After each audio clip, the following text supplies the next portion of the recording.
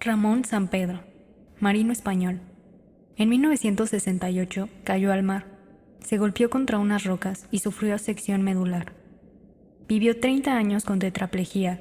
A pesar de solicitar la eutanasia, los tribunales españoles no se la concedieron. Decidido a morir, pidió ayuda a 11 amigos para suicidarse con cianuro. Dividió la tarea entre 11 amigos para que la justicia no pudiera inculpar a ninguno. Dejó una nota que decía: el derecho de nacer parte de una verdad, el deseo de placer. El derecho de morir parte de otra verdad, el deseo de no sufrir. La razón ética pone el bien o el mal en cada uno de los actos. Un hijo concebido contra la voluntad de la mujer es un crimen. Una muerte contra la voluntad de la persona también. Pero un hijo deseado y concebido por amor es, obviamente, un bien. Una muerte deseada para liberarse de un dolor irremediable también. Estás escuchando Rebetic. Dale movimiento a tus ideas. Advertencia. Este podcast busca promover la reflexión y difundir ideas filosóficas, no imponer ideologías. Por ello, se busca la exposición de estas ideas de manera objetiva y advertiremos cada que se emita una reflexión personal. Bienvenidos a un episodio más. Espero que se encuentren muy bien. Yo soy Rebeca Lugo y en esta ocasión vamos a hablar acerca de las decisiones que se toman al final de la vida.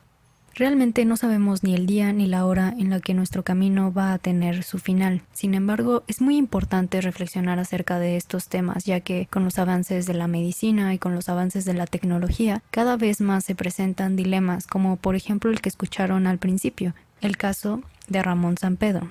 Este caso es verídico y así como él hay muchas otras personas más en diferentes países, con diferentes edades y de diferentes sexos, que han decidido terminar con su vida a raíz de una enfermedad. En este episodio vamos a hablar acerca de estas decisiones y los argumentos en contra y a favor de permitir que estas prácticas sean legales y asistidas por médicos. En primera, Rebeca, ¿a qué prácticas te refieres? Bueno, me estoy refiriendo específicamente a la práctica de la eutanasia y el suicidio médicamente asistido.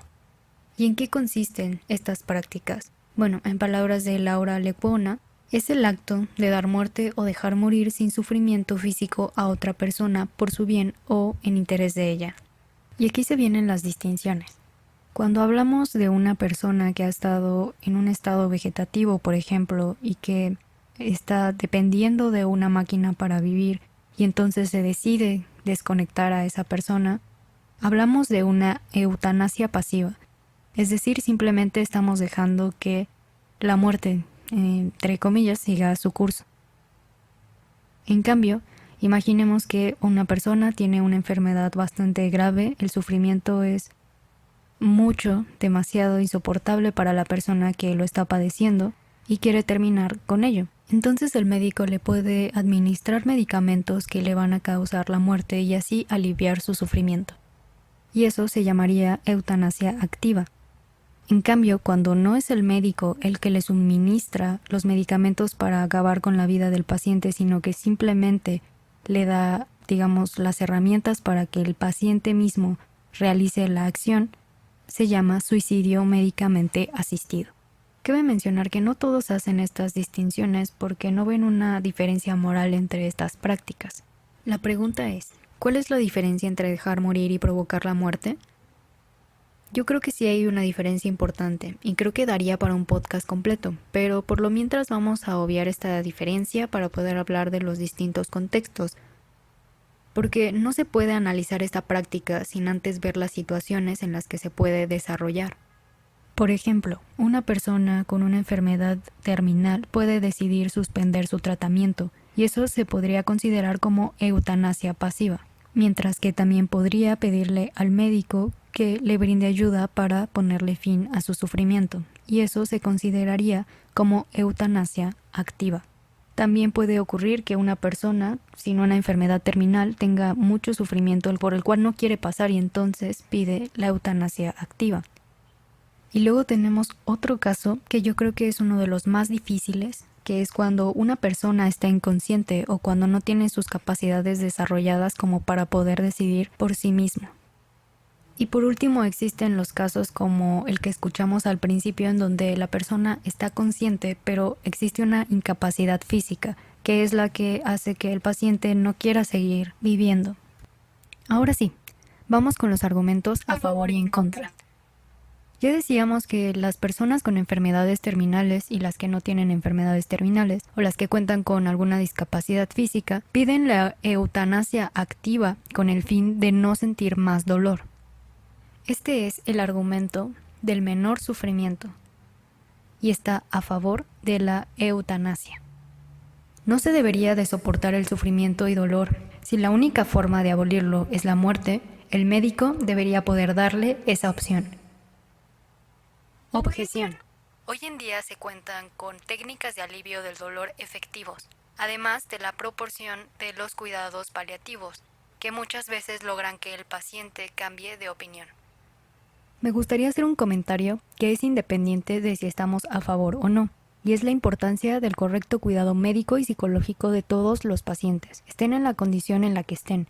Antes de tomar cualquier decisión, debería ser primordial poder asegurar esta atención. Genesel, psicóloga dedicada a brindar cuidados paliativos a pacientes, defiende que aplicando estos cuidados y disminuyendo su dolor, es posible que las personas decidan que no quieren terminar con su vida. ¿Es siempre esto así? Ahora, el dolor físico podría aminorarse con medicamentos, pero ¿qué tanto estos medicamentos que alivian el dolor le permiten a la persona continuar con su vida o siquiera tener sus facultades? ¿Qué pasa si ese dolor va más allá del físico y es un dolor más anímico, un dolor más personal? Justamente este dolor más personal, dolor anímico, nos puede llevar a otro dilema. Una persona enferma puede caer en depresión y así decidir que no quiere continuar con su vida. En este caso, ¿su decisión sería libre y reflexiva? Vamos un poco más allá.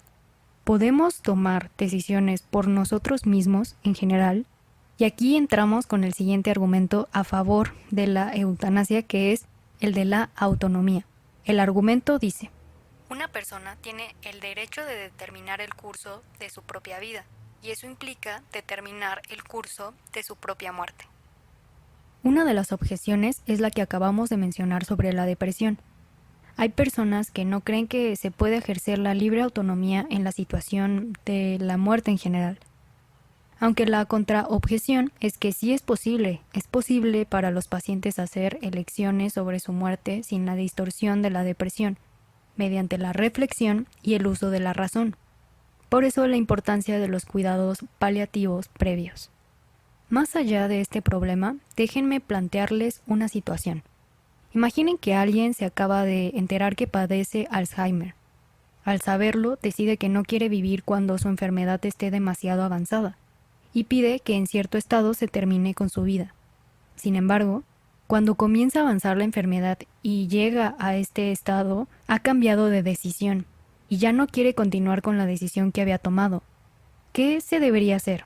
¿Respetar su autonomía del pasado cuando era una persona sana o respetar su autonomía en el presente ahora que la enfermedad ha avanzado? Este dilema también nos lo plantea Laura. Otro inconveniente se plantea en los casos en donde la autonomía y la capacidad de elección de las personas no puede ejercerse. Por ejemplo, quienes han caído en coma. Aquí, ¿cómo se ejerce la autonomía? ¿Cómo sabemos que se está haciendo lo que el paciente le gustaría que se hiciera? Hay un caso bastante representativo respecto al tema de una mujer que no sé pronunciar su apellido, pero se llamaba Terry Schiavo, que en 1990 sufrió un paro cardíaco secundario que devino en un estado vegetativo persistente y dependía de una sonda nasogástrica para vivir. Su esposo pidió a médicos retirar la sonda, pues Terry le había dicho que si llegaba a ese estado no le gustaría seguir viviendo. Sin embargo, aun cuando la opinión de varios médicos fue a favor de la decisión de su esposo, los padres no estuvieron de acuerdo. Y no fue hasta en 2005 que el Tribunal Supremo de los Estados Unidos permitió quitar la sonda a Terry, después de 15 años en estado vegetativo. Este caso, además de abrir muchos debates, provocó la difusión de la voluntad anticipada. un documento legal en donde uno puede dejar expresamente su voluntad si llegara a un estado corporal que no desea, y en donde no podríamos tomar una decisión. Por cierto que este documento se puede hacer actualmente en México, y es totalmente legal. Más adelante lo hablaremos un poco más. Para los casos en donde esta voluntad no está de por medio, sigue habiendo muchas cuestiones a discutir, como por ejemplo, no todas las familias tienen los recursos suficientes para poder mantener a un familiar en estado vegetal durante tantos años. Pero por otro lado, también ha habido casos en donde después de muchos años una persona despierta. Y aquí estamos hablando de una eutanasia pasiva. La cosa se complica todavía más cuando hablamos de personas con alguna discapacidad mental severa que no les permite tener una vida normal, ni tampoco comunicar su voluntad. Hay un miedo a que en estas situaciones se cometan injusticias. Incluso en general hay un miedo a que se manipule a pacientes porque se les considere menos valiosas y se induzca a que tomen estas decisiones. El argumento en contra de la eutanasia que expresa esta preocupación es el llamado argumento de la pendiente resbaladiza, y dice: permitir que los médicos ayuden en el suicidio, incluso en casos de simpatía, puede conducir a situaciones en las que los pacientes mueran contra su voluntad. Objeción. Se debe mostrar una base para estas predicciones antes de que se puedan utilizar para suprimir las elecciones personales y los derechos individuales. Hay otro argumento de la pendiente resbaladiza que también tiene que ver con estas preocupaciones, y es el siguiente. Los pacientes vulnerables serán programados socialmente para pensar en sí mismos como indignos de permanecer con vida, y los ancianos, los enfermos crónicos, los discapacitados y otros se verán obligados a elegir terminar con sus vidas. Objeción. Solo a los pacientes con enfermedades terminales documentadas se les permitiría esta opción. Lo que pasa con este tipo de argumentos es que estamos haciendo predicciones sobre posibles abusos, de tal manera que si la práctica A sucede ahora, las consecuencias B ocurrirán. La manera más fiable, si quisiéramos seguir sosteniendo la legalización de la eutanasia, es ir a los datos de los países que ya tienen esta práctica legal. En este caso, Holanda, en donde la eutanasia ha estado permitida desde hace tiempo, y no ha reportado un patrón de abuso ni mostrado víctimas de grupos vulnerables. Además, si fuera verdad que podrían darse casos de abuso, que hay que admitirlo, podría ser, ¿cómo debería esto pesar contra las libertades de otros pacientes en situaciones distintas para tomar decisiones específicas sobre el final de la vida? John Finnis, un filósofo actual, no solo defiende que podrían darse casos de abuso, sino que defiende el valor intrínseco de la vida, y este es otro argumento utilizado para oponerse a la eutanasia. Decíamos hace un momento que los pacientes vulnerables se podrían pensar indignos de permanecer con vida, pero para John, toda vida tiene un valor en sí misma. Y a continuación lo cito: la vida corporal humana es la vida de una persona y tiene la dignidad de la persona. Todos los seres humanos son iguales, precisamente porque tienen esa vida humana que también es humanidad, y un conjunto de cualidades que constituyen a la persona, lo cual les otorga dignidad y un valor intrínseco. La vida corporalmente humana no es la mera habitación, plataforma o instrumento para la persona o el espíritu humano. Por lo tanto, no es un bien meramente instrumental, sino un bien intrínseco y básicamente humano. Entonces, para John, si una persona ejerce su autonomía eligiendo estas prácticas, es porque tiene juicios morales erróneos, como son pensar en que la vida humana en ciertas condiciones ya no tiene valor ni dignidad, o que el mundo sería un lugar mejor sin ella. Vemos entrar entonces en juego la cuestión de la calidad de vida y la dignidad de la persona. ¿Es lo mismo calidad de vida biológica que calidad de vida moral o personal? ¿Todas las vidas merecen ser vividas? ¿En qué punto se decide que la vida no vale? Son preguntas fuertes y disculpen que estoy dejando muchas preguntas al aire, pero lo que quiero hacer es dar un panorama más o menos completo de los argumentos más contundentes, las objeciones y las preguntas que tenemos que plantear no solamente a favor de la eutanasia, sino también en contra. Para hacer esta investigación consulté a una filósofa llamada Margaret Pabst, y en su libro, que traducido sería como El final de la vida, ética y la manera en la que morimos, dice algo que me pareció muy acertado. Es bueno tener debates acerca de temas tan novedosos, que nos causan tantos dilemas y que además nos provocan tantos sentimientos como lo son los temas de la muerte. Pero llega un punto en las discusiones en donde es necesario comenzar a dejar de debatir y ver los puntos medios, donde coincidimos, en donde se sigue discrepando y sobre todo, saber qué dicen los principales actores, que son los médicos. Personalmente tengo mucha curiosidad de saber cuántos médicos de mi edad, es decir, médicos que están iniciando con su carrera, estarían dispuestos a realizar estas prácticas.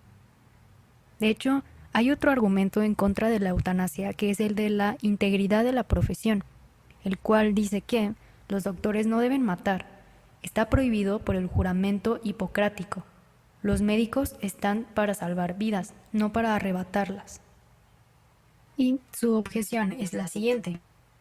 En la versión original del juramento hipocrático también se prohíbe a los doctores realizar cirugías y cobrar para enseñar medicina. Si el juramento se puede modificar para permitir estas prácticas, ¿por qué no la eutanasia y el suicidio médicamente asistido se puede permitir? Aún así, yo insistiría. ¿Cuántos doctores estarían dispuestos y qué opinan ellos?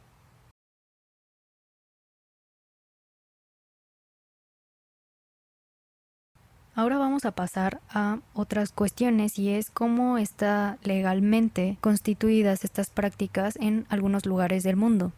Bueno, como les comentaba, en Holanda está permitido tanto la eutanasia como el suicidio médicamente asistido y se rigen por estos 6 preceptos.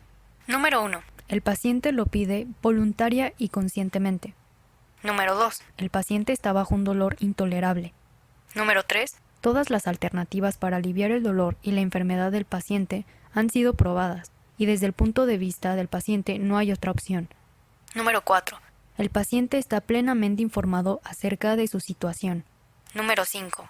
El médico consulta una segunda opinión profesional que examine al paciente y lo juzgue. Número 6. En el caso de realizar el acto, el médico debe de actuar con los cuidados necesarios.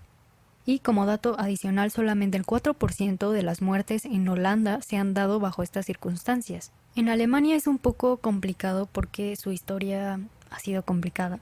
A raíz de la Segunda Guerra Mundial, en donde los nazis realizaban eutanasias, entre comillas, a personas que consideraban inútiles.